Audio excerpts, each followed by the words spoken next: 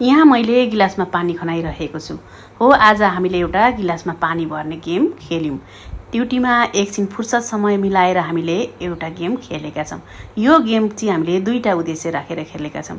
एउटा चाहिँ साथी बीचमा आत्मीयता बढेर जाओस् भनेर रमाइलोको लागि खेलेको हो भने अर्को चाहिँ गर्मी सिजनमा चाहिँ पानी बढी पिउँ भनेर चाहिँ खेलिएको हो। यो गेममा चाहिँ जसले पानी भर्दाखेरि पोखिन्छ उसले चाहिँ यो गिलासको पानी पुरै पिउनु पर्ने हुन्छ। तपाईहरु गेस गर्दै गर्नुस् है, कसले पानी भर्दाखेरि चाहिँ पोख्नुहुन्छ र यो पानी खाने पर्नुहुन्छ। तपाईहरुले चाहिँ नाम थाहा छ छैन? मेरो नाम देवी, मेरो पछाडिको संगीता, संगीता पछाडि पूजा, पूजा पछाडि हाम्रो सरिता, सरिता पछाडि विमला अनि रीता बहिनी छ। तपाईहरु नाम चाहिँ कमेन्ट गर्नुस् है त। अनि हेर्नु तपाईको अन्तिममा गेस मिल्छ कि मिल्दैन, अन्तिमसम्म हेरेर साथ दिनु होला। धन्यवाद।